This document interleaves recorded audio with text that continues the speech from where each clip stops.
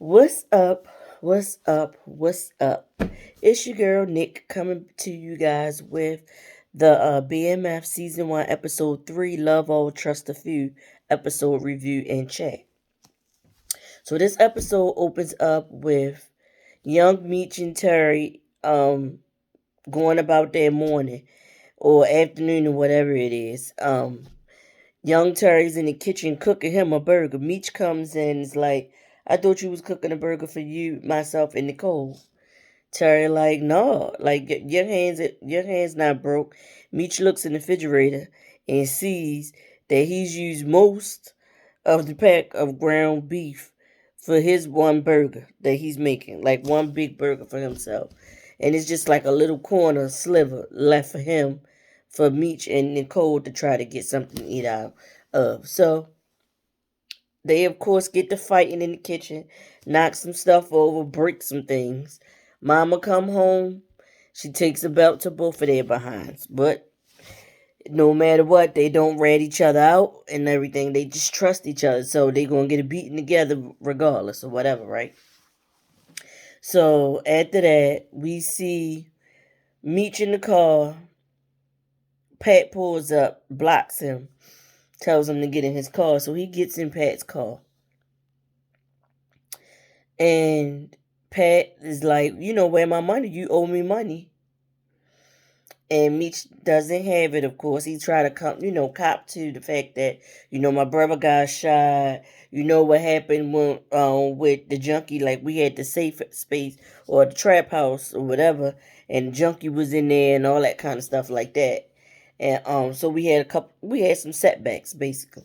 So Pat like, well, you know what? Business is still business and it's still going on. You owe me that money in 7 days with a 20% um tax on it or whatever. So Meech is upset about it but gets out of the car. The Pat's driver's like, man, like why you doing young blood like that or whatever. At that rate, with that kind of stuff going on, they'll never be able to get from under you. And Pat is like, that's exactly it. That's my plan. Them little niggas will always be under me. So he already know that for them to be super super young, they doing so good, and they're gonna eventually outgrow him and go over top of him and be competition. So his way of keeping them under him is to tax them and do shit like this. So now they got a 7 day, um, 7 days to get this money back to get this money with the 20% interest on it to Pat. So then we see Terry is home from the hospital. He's at home in the house with his baby mother Rhonda, his mother and father, his little sister. And we see the pastor is there. The pastor is played by Snoop. First of all, head makeup department of this show. Y'all know y'all did Snoop wrong with that raggedy ass, long ass wig. That afro wig was long, and I know it was to cover his locks, but like, no, that wasn't a good look. That didn't look right at all. But anyway, he's talking to them and saying a prayer over Terry and stuff like that. And as they hold hands to pray or get ready to say a prayer, Charles, the father, looks at Snoop as the pastor and his wife Lucille, and Snoop is holding her hand. So we already see that the father feels some kind of way about the pastor. He probably looking at him like, it must be something to the pastor, like he got a background with, like, either he's single or he's one of those pastors that's married but he still sleep around and he got a reputation for, cozying up to the women in the church or something to that effect because of the way that Charles, the point of view we get with Charles looking at him holding his wife's hand as they get ready to pray. So that happens. Then we see B Mickey and Kato somewhere in what looks to be I'm going to say like an industrial type area with, like, industrial, like an industrial park with businesses and stuff like that. Must be like the warehousing and maybe some kind of plant where people can go to work. We see them. Looks like it's an area like that they out trying to sell these drugs, but nobody's buying. Meech pulled first. A cop pulls up on them and assumes that Kato is the hoe and B Mickey is the pimp. I kept calling him B Mac or something like that at first, but his name's B Mickey, right? Excuse me. We see that the cop pulls up, telling them they gotta move. They can't stay right there. He need to take his hoe or whatever and take her somewhere else to sell. So B Mickey gets offended that the cop refers to Kato as a hoe. Then we see Meech pull up on them, and this one Mickey tells him like we not making no sales, man. Like nobody is buying nothing. We can't give it the ish away, basically. So Meech mad. He like you could have been told me this and all that kind of stuff like that. Also, we see in the midst of this, we see a scene where the 12th Street boys out there talking, and Slick standing there and Lamar standing there. And this guy named Tiny, he's speaking up. He must be like the next in line because J-Mo missing. And Famel, because they haven't said, we know J-Mo is killed, but they don't know. And we all know, and they know Famel in the hospital. Because they was like, the guy Tiny was like, so till Famel get back, I mean, we supposed to just listen to this nigga. This what he's saying to Slick about listening to Lamar. And that's when Slick said something to the effect of, he was running these streets when y'all was still just a twinkle in y'all father's eye or some sperm sitting in his sack. So like we gonna listen to him and let him be the leader for now or whatever. He didn't seem like he really was with it, so he walks off. Or whatever. He said he ain't doing nothing till basically he waiting for Famel to touch down, like to get out the hospital or whatever. And that happens. So then we get back to Meech talking to B Mickey and Kato. And then that's when he looks around and he sees the people who work in this industrial area, and we see food trucks. Now correct me if I'm wrong in the comments, but I thought food trucks didn't become a thing until maybe like the last 10 years or so.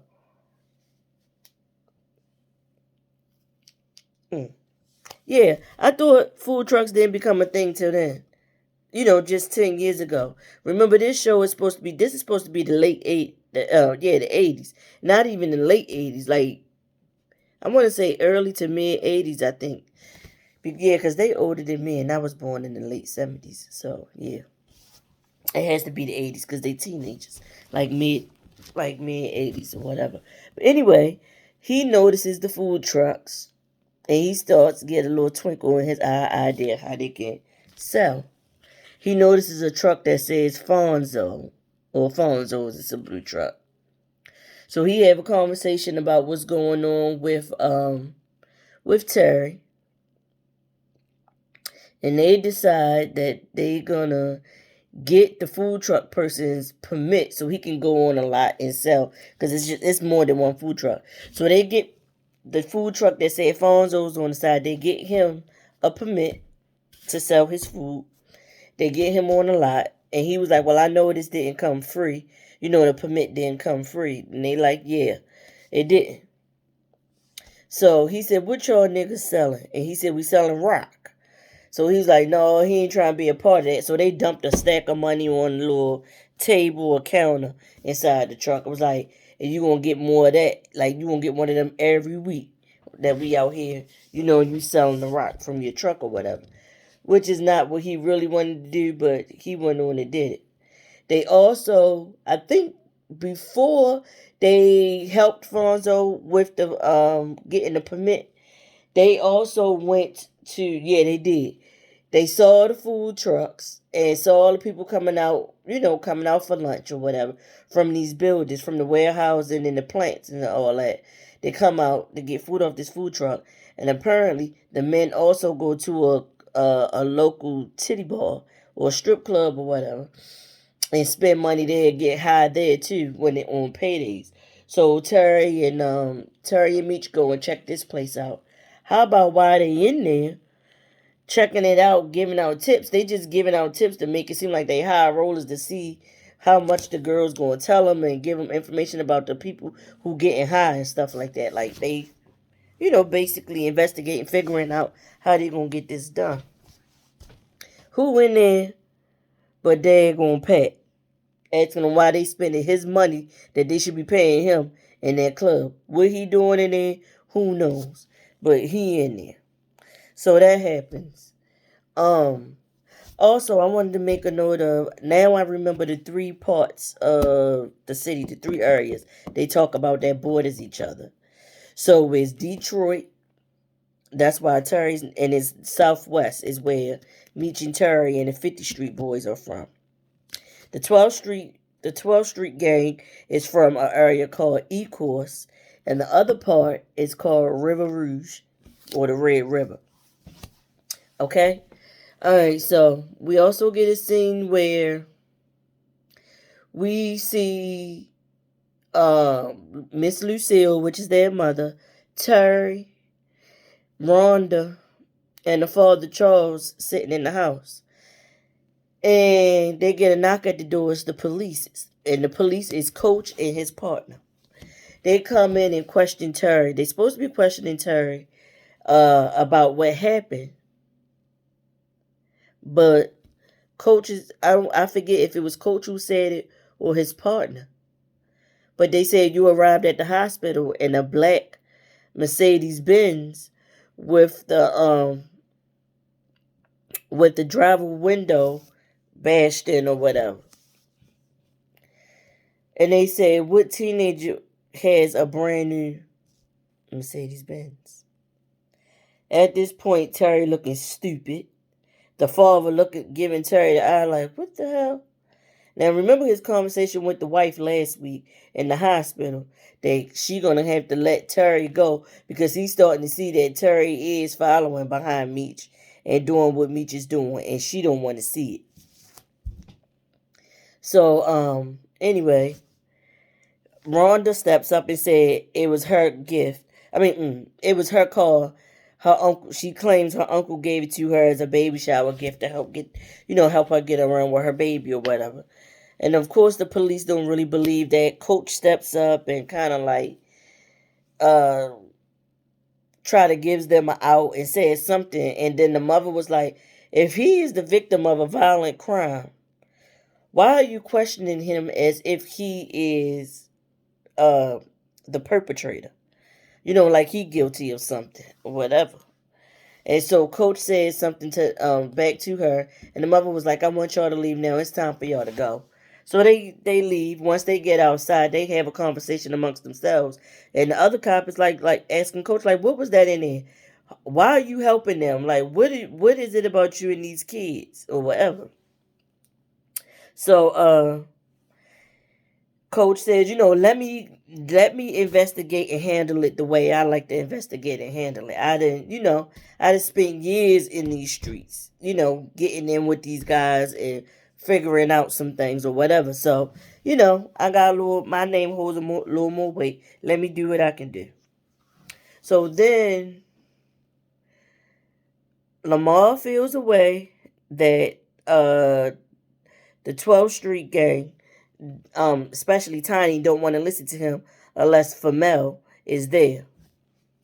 So he goes to the freaking hospital and assaults Famel some more, choking them, grabbing them by the jaw. Famel all bandaged up around here and everything, squeezing the IV, everything. He just doing all kind of stuff to torture him even more, and was basically letting them know, like, when you get out of here, you better not try to come back to 12th Street. You better carry your ass on and find somewhere else to go. Leave town, nigga. Then we see a scene with Lamar in the house playing Monopoly with Zoe.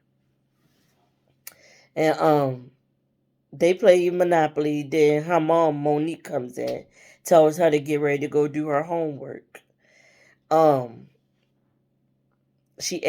Zoe leaves, Zoe asks him to come and see her tennis practice or a tennis match or something. Her mother Monique and Lamar have a conversation, and she's like, "What is this? Like, you can't just be popping up over here. You need to call first when you gonna come and all that kind of stuff. And I don't want you to just keep coming around for a little bit, and then what's gonna happen when you get locked up again? She gonna be hurt, you know." And he's all, I'm not gonna hurt y'all no more, grabbing Monique by the hands and all that kind of stuff like that. And I'm just like, whatever. So Meech, we get back to Meech giving Meech does give Fonzo his permit. They start making a business with him selling rocks out of that damn truck. So you see the people come, they taking orders and stuff, and people ordering drugs off this fucking food truck. And it's booming. Business is booming. They getting their money back. We see Meech stop by. No, before we see Meech stop by, we see Coach and the rest of the police force. They get called into a big meeting by their commanding officer. And once they get in there, it's this lady there. She's introduced as the leader of a drug task force. And the task force is assigned to running the drugs out of the river, which means they focusing on the River Rouge area, and then they're going to start going to the areas that surround it. And right now, I believe 12th Street and 12th Street Gang and the 50 Boys, they are fighting and all trying to sell drugs in that same vicinity that she is charged with getting all the drug dealers locked up.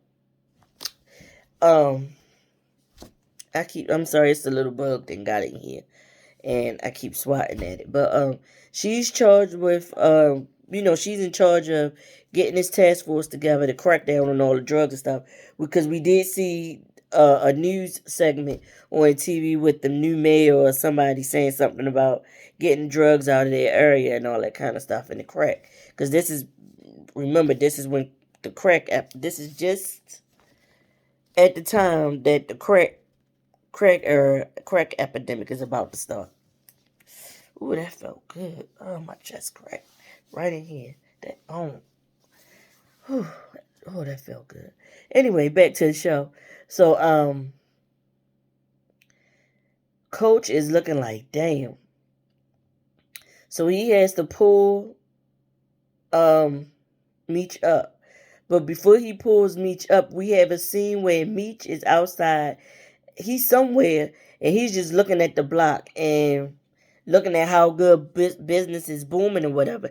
And it's a little guy that's on their team that sell with them. You can see all of them, their outfits didn't change. They all got a little chain and everything. But this particular guy, he taking too long. He's sitting there and lollygagging, talking to some people in a nice ritzy car that came down to buy drugs. So he kicks the boy into the car, and the people in the car pull off once the boy pulls back. And he's like basically scolding him, saying, we ain't got all fucking day for you to keep just rapping with this one particular customer or whatever, right? So then he also notices this long black car. And I'm not sure who was in that car, but he notices this long black car will keep riding through real slow and stuff like that. So we get a scene where he's driving to go somewhere. I don't know where. He going somewhere, and Coach pulls him over. Coach pulls him over and everything. I don't even remember if it was him and Terry in the car, but Coach does pull Meech over. Yeah, they were both in the car, because he pulls them over, act like he hassling them, and he lets them know. He said, J-Mo mother put out a missing persons report. You were supposed to just scare him, ruffle his feathers a little bit. Now he missing. We found his body, such and such. Because I think they found the body already. And, no, they ain't found the body because they would have had told his mother, and she would have went and ID'd his body. So, basically, she didn't put in the missing persons report or whatever. And he, like, looking stupid. And then he told the truth that he did. I think he told the truth to the. Did he tell him the truth? I'm not sure. Coach realizes J-Mo missing. Let Meech know that J-Mo was missing. Said something to Meech about you supposed to just ruffle his feathers. Terry, meanwhile, sitting there looking like, what the fuck? So then he also says, and y'all gotta be careful out here because they got a new drug task enforcement agency that's coming, and it's over my head. I don't have no wiggle room. There's nothing I can do. So y'all gotta move real swift and real clean, so as not to get caught up in this new task force that they got coming. He like, but we paid you. We've been paying you for years. He said, yeah, but it's only so much I can do. And I think that's something that they don't get. They think if I pay you to do something, then you just supposed to get it done.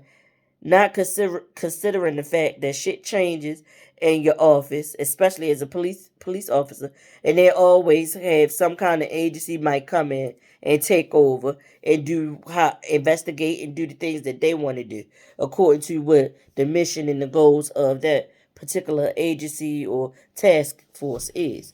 You know what I'm saying? So is he can't do anything. All he can do is give them the warning to be careful and try to give him a heads up when he can about certain things. So anyway, Meech gets the money and he goes to knock on the door of Pat's storefront, whatever kind of business Pat got. He goes there. The driver opens the door, say Pat and some other guy in the back with some women. Meech go back there, and we just get his point of view of what he see when he reached the back of his space, this storefront or whatever it is. He get back there. It's a guy slumped over like this. You see some women dancing and doing something. And then here come Pat looking crazy. This is when Meech realized that Pat is also getting high. And you can see the disappointment and the gut punch in his face. And you can tell he is so let down with the fact that, in one sense, I learned everything I know from this man. I idolized him. And he getting high on his own supply.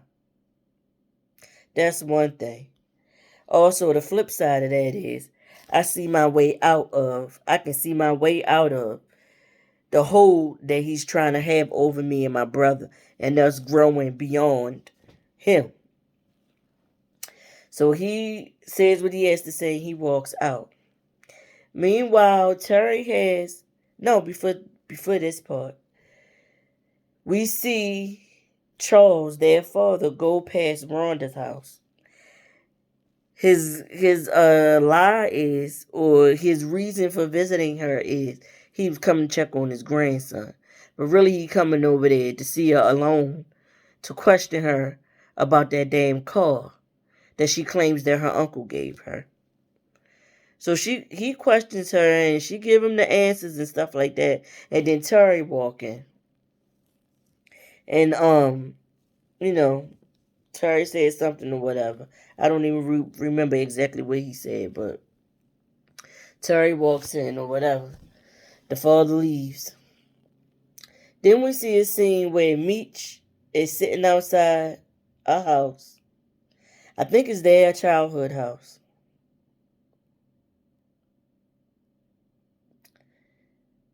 The mother must have went to the bank and tried to pay on the mortgage.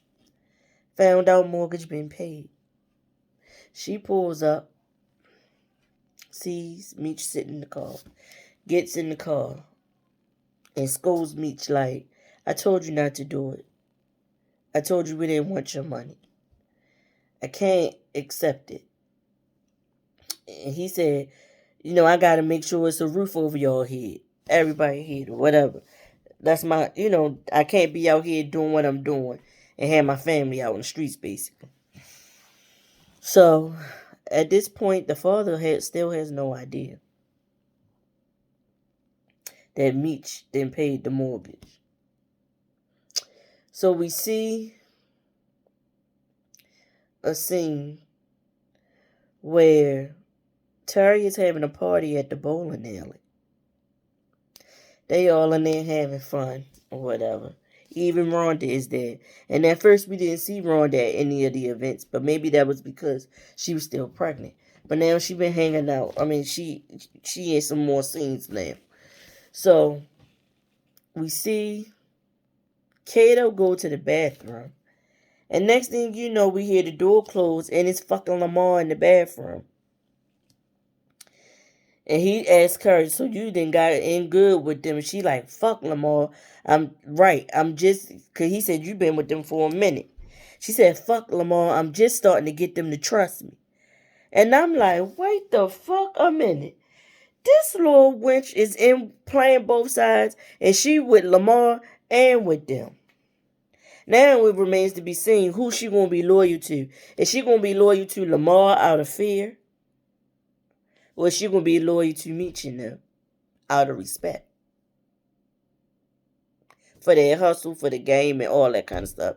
And how they gave her a chance and putting her on and all of that. I said to myself, this freaking Lamar.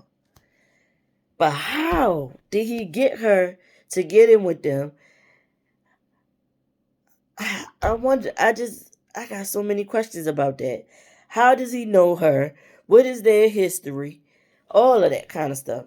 So anyway, meanwhile, we goes back to the party. We see Terry and Meech standing there with their guys.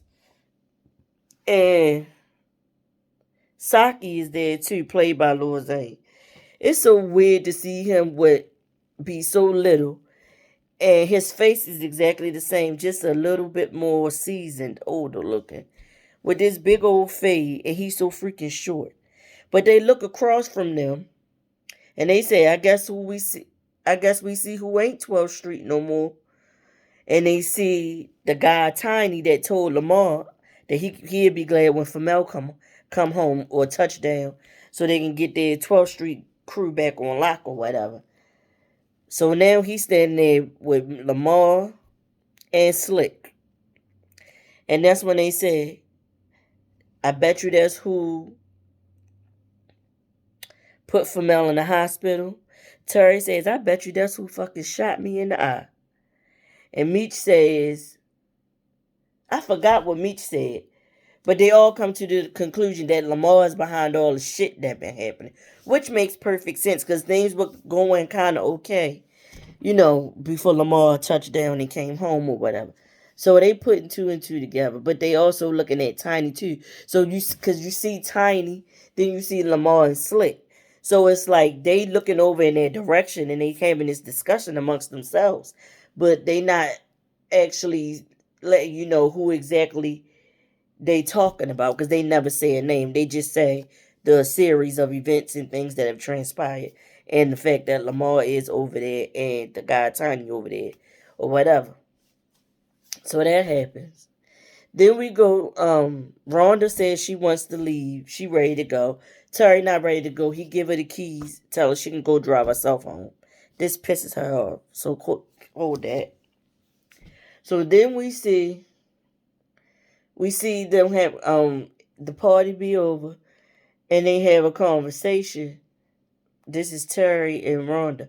And mind you, at the party, Terry teacher came past and dropped off his freaking homework at his bowling party or whatever.